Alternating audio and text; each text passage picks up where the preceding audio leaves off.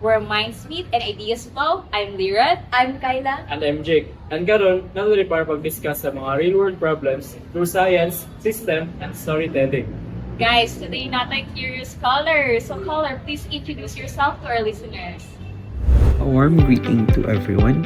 Ako si Carl, isa ka environmental engineering student sa MSU IIT, currently taking organic chemistry 2. Nakoy article na nakita about pharmaceutical residues in water na nakapahon-ahon na sa kuha kung giunsa niya pag-relate sa akong gitunan. Maong gusto ko mga tana kung unsa na sila o ngano dapat natin pakialam sa ilaha. So great question, Carl. So karon, ato nang siya tubagon. So, unsa ba dyan ay ang pharmaceutical residues?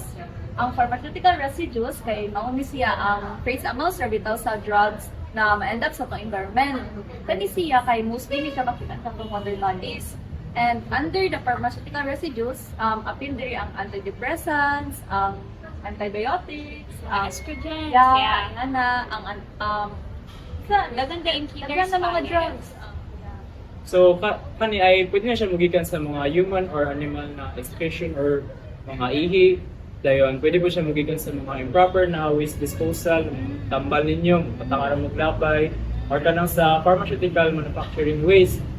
Yes, guys. Kapitan po din siya sa wastewater. Sa surface water, can you imagine? Bisan sa drinking water. The scariest part kay dili ato ang wastewater treatment plants kay dili din siya completely designed to filter out mo. Yes. So, nagabilin sila sa itong environment. If that's the case, unsa man ang mga risks na ilahang dala sa atua? So exactly no, even in low concentrations, kani sila ng mga substances kay makadisrupt sa atong ecosystem. So let's take for example kani synthetic estrogen. Kani siya na estrogen kay gikan siya sa birth control pills na atong ginagamit na if dili mahurot kay labay-labay lang sa asa. So studies have shown kani siya na substance kay maka-feminize sa male fishes as a result kay nabigtan ilang population. So, ang antibiotic is just put in water kay makakontribute siya sa antimicrobial na resistance. So, ang meaning ani is ang mga bacteria kay may mo silang more resistant sa antibiotics, which is dako siya na problema sa atong public health food. Yes. And some other nga residues kay endocrine disruptors na mention na siya ni Kay na ganina. Naka-affect siya sa hormonal system sa both wildlife o even sa humans. Nindot na siya na idea. So, yun sa man niya pag-link sa ako ang gitunan karon sa organic chem. So, great question, Carl. Sa may connect ani sa organic chemistry. So, for example, ang ibuprofen, isa ni siya ka-common na painkiller na gina-intake if labadi mo ulo or naka-sakit sa lawas. Ang degradation process ani kay nag-involve og pag-break sa aromatic ring, carboxylic acid o sa isobutyl side chain. Dayon, some microorganisms o advanced na oxidation processes kay maka-target sa kato ng mga structure. Yes, so na-mention ni Jake no na atong most compounds na included sa atong pharmaceutical residues kay mga kuan sila aromatic, kani sila kay mga heterocyclic. Just like benzene.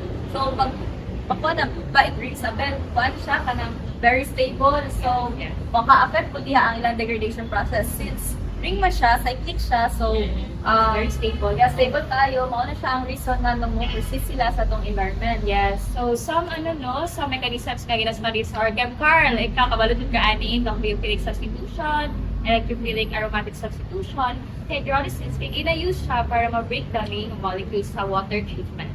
So, for example po, ang advanced oxidation processes, ang hydroxyl radicals, muna siyang ginagamit na ay para pag-attack sa mga stable na compounds. So, kaniki, nag-include niya siya ng similar na mga mechanism like Radical substitution. radical substitution, katong redox reaction. So, isa po sa mga breaking down methods ani kay ang photolysis. Dili siya na breakdown method kay gagamit og UV light and sunlight para ma-break down ang mga aromatic rings. Sakto po no. So, unsa man itong mahimo sa may anak na problema na nag-persist? So, one method is ang ozonation, which is ang pag-add sa ozone gas sa water. So, kani kay maka-produce o reactive oxygens na maka-degrade sa pharmaceuticals. Another method po kay kaning membrane filtration. Kani siya nga method kay mogamit og reverse osmosis para physically i-remove ang micropollutants. Yes. So, and some research, no, kay nagadaw na sila sa biodegradation na nagagamit og genetically modified bacteria para ma-target ng specific compounds.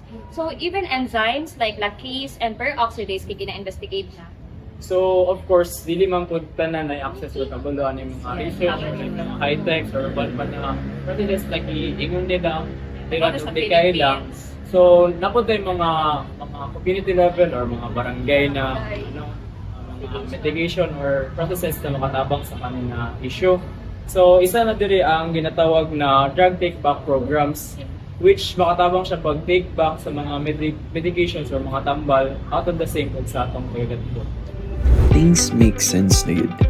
Salamat kaayo sa pagpasabot sa ako kung unsa ni ka-importante sa akong kurso na gikuha o sa akong subject na i-take karon. Thank you for joining us, Carl. And to atong listeners, no, next time nga i-toss ninyo ang peel down, you think twice. Stay curious, stay critical. And keep the exchange going. RX Collab! Bye!